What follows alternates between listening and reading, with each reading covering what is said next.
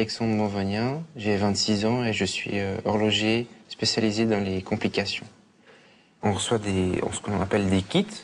C'est simplement toute la montre en pièces détachées dans une boîte, hormis ce qu'on appelle les fournitures qui sont les vis par exemple. Et puis ensuite, eh bien, on prend pièce par pièce, on les met en place sur le mouvement et on fait ce qu'on appelle justement les fonctions.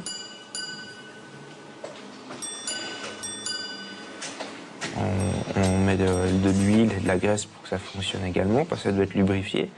Et puis on fait fonction par fonction. On a des techniciens ingénieurs qui nous préparent des pièces avec des dimensions théoriques.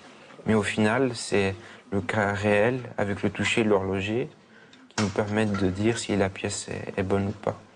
Une fois que c'est terminé, on passe à un horloger qui va vérifier ce qu'on a fait, pour être certain qu'on n'ait pas oublié quelque chose. Ensuite, on va démonter totalement le mécanisme et nettoyer, parce que forcément, quand on démonte, on monte, il y a de la poussière qui vient, quelques saletés. Et puis là, à ce moment-là, une fois qu'on a nettoyé la pièce, on va remonter complètement, lubrifier définitivement, pour ensuite, ce qu'on appelle mettre en boîte.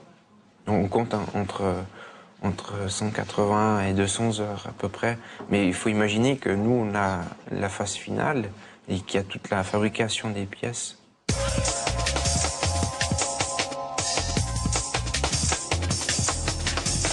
J'ai une formation d'horloger rabieur, donc c'est en fait une spécialisation pour réparer les pièces. Et puis, donc ça se fait en 4 ans. J'ai fait dans l'école de la Vallée de Joux, l'école technique de la Vallée de Joux. Ce qui me plaît vraiment, c'est de fabriquer des pièces qui sont vraiment complexes, où on a une marge vraiment minime pour travailler, qu'on peut se permettre très peu de choses et très peu d'erreurs, et puis d'arriver sur des produits de grande qualité. Puis je dirais que ce qui est beau dans une pièce, c'est qu'on a l'impression que c'est vivant un petit peu, parce que quand on arrive par exemple sous le mouvement, puis qu'on a donc le balancier, hein, eh bien on voit c'est comme un cœur qui parle et qui commence à fonctionner. Puis quand tout le mécanisme fonctionne, puis que vous le contrôlez, il y a tout qui s'engraine, qui bouge, et vous avez vraiment l'impression que c'est vivant en fait.